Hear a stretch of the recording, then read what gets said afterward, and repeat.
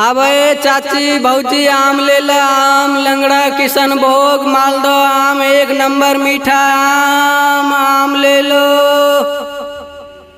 हे रे नुनू ई कौन गाँव छिये रे? बलिया। ओ यहाँ बलिया गाँव छिये रे? आरो तोरी के यहाँ गाँव में हमर माल के बिहार भेल छै। ए आम ले लो आम।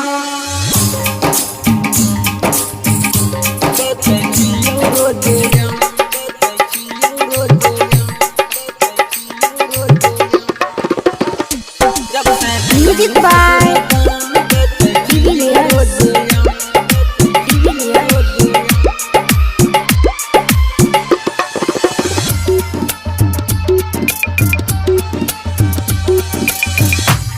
recording by Sapna Music। जब से गलही ससुरा जान हम बेचै छियौ आम। जब से गलही ससुरा जान हम बेचै छियौ आम। बेचै छियै हम आम बेचै छियै लीची आम। जब से गलही ससुरा जान हम बेचै छियै आम। जब से गलही ससुरा जान बेचै छियौ रोजे आम। जब से गलही ससुरा जान हम बेचै छियौ आम।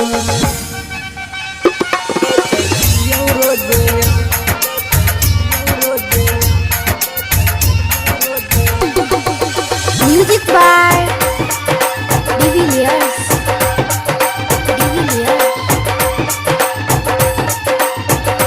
जब से गलही ससुरा जान बेचै छियौ रोजे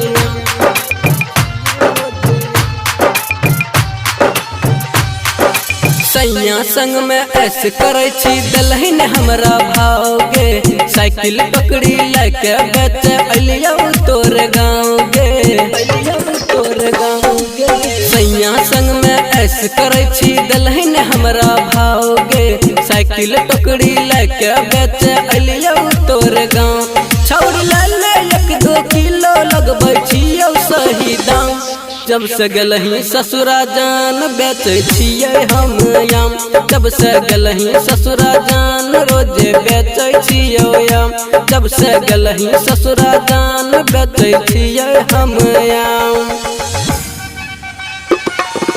बेचै छियै आम। बेचै छियै आम।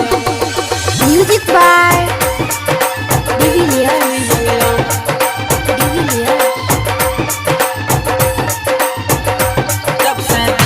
ससुरा जान बेचै छियौ रोजे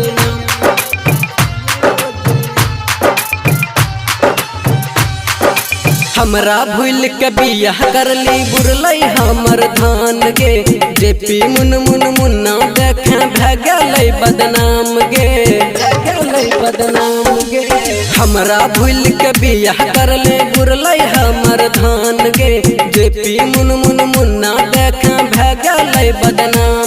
भेल रंधर बदनाम आशीष करै छलै काम। जब से गलही ससुरा जान हम बेचै छियै आम। जब से गलही ससुरा जान हम बेचै छियै आम।